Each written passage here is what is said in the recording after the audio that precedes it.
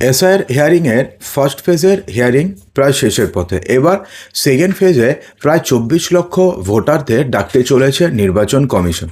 দেখুন, নির্বাচন কমিশন কিন্তু অলরেডি বলে দিয়েছে যে প্রায় 96 লক্ষ ভোটারের হিয়ারিং হবে। তার মধ্যে কয়েকটি পার্টে ভোটারদের ডাকা হচ্ছে হিয়ারিংয়ের জন্য। ফার্স্ট পার্টে ডাকা হয়েছে যারা আনম্যাপড রয়েছে, অর্থাৎ যাদের নাম 2002 সালের ভোটার তালিকাতে নেই এবং যাদের নাম 2002 সালের ভোটার তালিকাতে বাবা মায়ের নামও নেই, তাদেরকে ডাকা হয়েছে ফার্স্ট ফেজে। এবার সেকেন্ড ফেজে আবার 24 লক্ষ নতুন ভোটারদের এবার হিয়ারিংয়ের নোটিশ পাঠানো শুরু করেছে নির্বাচন কমিশন। তো এই 24 লক্ষের মধ্যে কারা কারা রয়েছেন, আপনি নেই তো এরপরে কাদেরকে পাঠানো হবে সমস্ত কিছুই জানাবো, সেই জন্য ভিডিওটিকে সম্পূর্ণ দেখতে থাকুন। বন্ধুরা, ফার্স্ট ফেজে প্রায় 30 লক্ষ থেকে 34 লক্ষ ভোটারের কাছে হিয়ারিংয়ের নোটিশ চলে গেছে এবং তাদের হিয়ারিং প্রায় শেষের পথে। 3 থেকে 4 দিনের মধ্যে তাদের হিয়ারিং শেষ হয়ে যাবে। এবার সেকেন্ড ফেজের জন্য প্রায় 24 লক্ষ ভোটারদের কাছে হিয়ারিংয়ের নোটিশ অলরেডি পাঠানো শুরু করে দিয়েছে কমিশন এবং হিয়ারিংয়ের নোটিশ পাওয়ার 7 দিনের মধ্যে সেই সমস্ত ভোটারদের হিয়ারিংয়ে যেতে হবে। তো এখন ব্যাপারটি হচ্ছে কাদের পাঠাচ্ছে। দেখুন, এবার পাঠানো হচ্ছে যেই সমস্ত প্রোজেনি ম্যাপিং হয়েছে না, সেই সমস্ত প্রোজেনি ম্যাপিং যে ভোটারদের হয়েছে তাদের মধ্যে যে ডিসক্রিপেন্সিস বা যাদের এসআইআর ফর্মে ডিসক্রিপেন্সিস ধরা পড়েছে তাদের কাছে এবার হিয়ারিংয়ের নোটিশ যাচ্ছে। প্রায় 24 লক্ষ ভোটারের কাছে নোটিশ যাচ্ছে। দেখুন, ডিসক্রিপেন্সিস মানে দেখুন এমনটা দেখা গেছে যে প্রায় 4 লক্ষ ভোটার রয়েছে যাদের বাবা মায়ের সাথে ছেলে মেয়ের বয়সের পার্থক্য মাত্র হচ্ছে 15 বছর। বেশ কিছু কিছু ক্ষেত্রে তো দেখা গেছে যে ছেলে মেয়ের সাথে বাবা মায়ের বয়সের পার্থক্য মাত্র 5 বছর। এটা তো পসিবল নয়। তো সেক্ষেত্রে 15 বছরের কম রয়েছে প্রায় 4 লক্ষের মতন এবং প্রায় 8 লক্ষের মতন রয়েছে যাদের বাবা মায়ের সাথে ছেলে মেয়ের বয়সের পার্থক্য 50-এর বেশি এবং কিছু কিছু ক্ষেত্রে দেখা গেছে যে ঠাকুমা দাদুর সাথে নাতি নাতনিদের বয়সের পার্থক্য যেটা হওয়া উচিত তার থেকে অনেকটাই বেশি। তো এগুলোকে বলা হচ্ছে হলো লজিক্যাল ডিসক্রিপেন্সিস। তো এই সমস্ত লজিক্যাল ডিসক্রিপেন্সিস যে সমস্ত ভোটারদের রয়েছে তাদের কাছে এবার হিয়ারিংয়ের নোটিশ যাচ্ছে। দেখুন, আপনার কাছে নোটিশ আসবে কিনা সেটা কিন্তু আপনি ক্লিয়ারলি জেনে যাবেন। জাস্ট খালি আপনি ভাবুন যে আপনার বাবার সাথে আপনার বয়সের পার্থক্য কত। যদি দেখেন যে 15 বছরের বেশি কিন্তু 50 বছরের কম, তাহলে সেক্ষেত্রে ডাকার সম্ভাবনা খুব কম।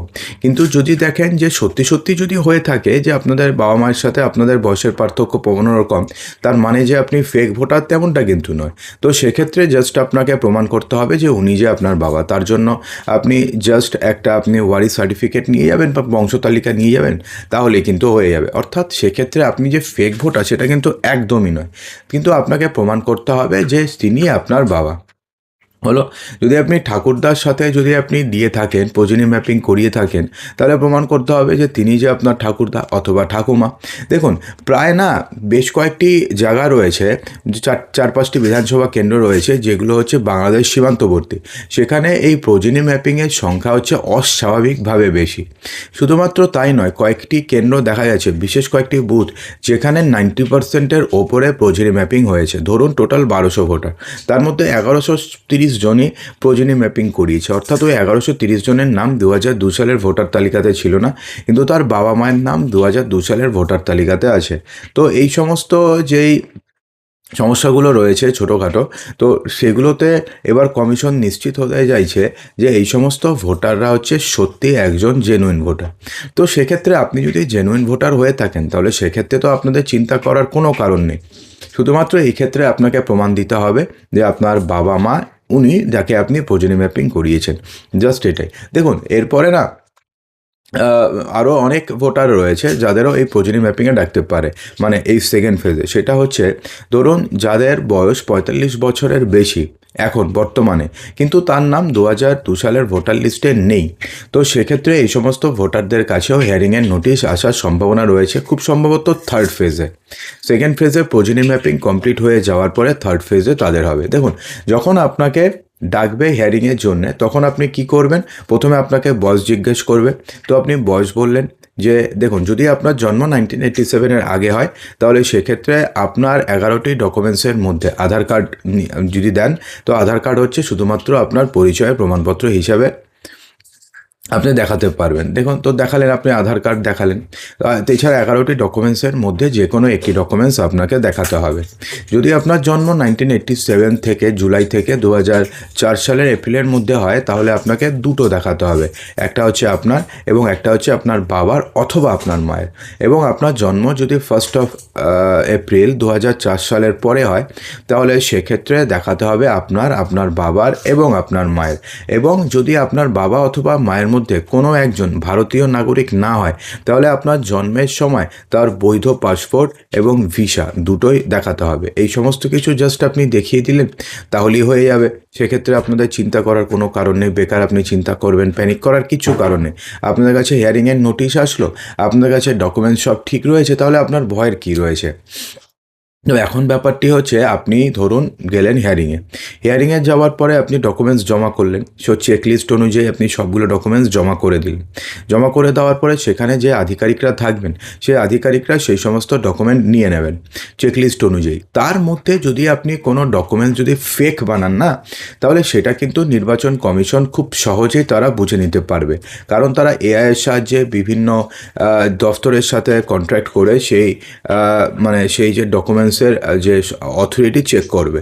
যেমন তা পুলিশ ভেরিফিকেশনের সময়তে হয়ে থাকে, আপনারা হয়তো সবাই জানেন, চাকরি বাকরি পেলে পুলিশ ভেরিফিকেশনে যেটা হয়, তো এখানেও সেম হবে। এবং এই পুরো কাজটিকে 5 দিনের মধ্যে করতে হবে। অর্থাৎ আজকে পেলো ডকুমেন্ট, 5 দিনের মধ্যে ডিসিশন জানাতে হবে যে ডকুমেন্টগুলো সেই ভোটার দিয়েছে, সেই ডকুমেন্ট আদৌ ঠিক নাকি ভুল। যদি ঠিক হয় তাহলে তো হয়ে গেল, ভুল হলে তার নাম চূড়ান্ত বা ফাইনাল ড্রাফট রোলের থেকে পুরোপুরিভাবে বাদ চলে যাবে। আর যদি ঠিক হয়, তো ঠিক হলে তো ঠিক, কোনো সমস্যা নেই, তাহলে তার নাম ড্রাফট রোলে থাকবে। ফাইনাল যে ড্রাফট রোল হবে বা ফাইনাল যেটা মানে ভোটার লিস্ট হবে, সেখানে থাকবে। ড্রাফট রোল তো অন্য খসড়া তালিকা, ফাইনাল যেটা বেরোবে ভোটার তালিকা, সেখানে থাকবে। কিন্তু আপনি যদি দেন কোনো ফেক ডকুমেন্ট, সেক্ষেত্রে যদি আপনি ধরা পড়েন, তাহলে সেক্ষেত্রে আপনাদের 7 বছরের জেল হবে এবং সেই সঙ্গে জরিমানা তো হতেই পারে। তো সেক্ষেত্রে যদি আপনি ফেক ডকুমেন্টস জমা দেন, তাহলে আপনি কি করে বুঝবেন যে সেটা আপনারটা রিজেক্ট হয়েছে নাকি অ্যাকসেপ্ট হয়েছে? তো নর্মালি আপনাদের মোবাইলে খুব একটা মেসেজ যাবে না। যদি রিজেক্ট হয়, তাহলে মেন ভোটার তালিকাতে আপনাদের নাম পাবেন না। যদি অ্যাকসেপ্ট হয়, তাহলে পেয়ে যাবেন। যদি অ্যাকসেপ্ট না হয়, যদি রিজেক্ট হয়, তাহলে কি আপনার নাগরিকত্ব চলে গেল? দেখুন, নাগরিকত্ব যাওয়ার এখানে কোনো প্রশ্নই আসে না। এটা শুধুমাত্র আপনি ভোট দিতে পারবেন কি না সেটাই দেখাচ্ছে, অর্থাৎ ভোটার তালিকাতে আপনাদের নাম থাকবে। যদি এমন হয় যে ভোটার তালিকাতে যদি আপনাদের নাম না থাকে, তাহলে আপনাদের কাছে সুযোগ থাকবে, পরবর্তীকালে আপনি 2বার ভোটার তালিকায় নাম তোলার জন্য আবেদন করতে পারবেন। তো বন্ধুরা, আশা করব যে ভিডিওটিতে বোঝাতে পেরেছি সমস্ত কিছু। তো ভিডিওটি ভালো লাগলে লাইক করবেন, শেয়ার করবেন, চ্যানেলটিকে সাবস্ক্রাইব অবশ্যই